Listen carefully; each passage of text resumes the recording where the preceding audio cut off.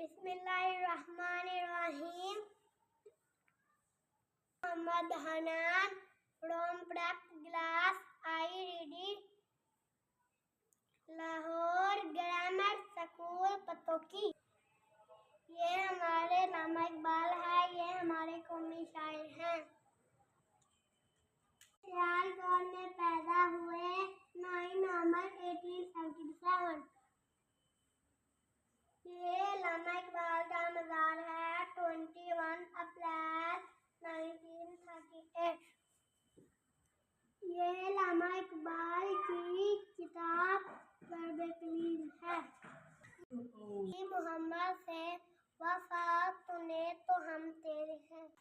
ये जहाँ चीज है क्या लहो कलम तेरे हैं। शुक्रिया।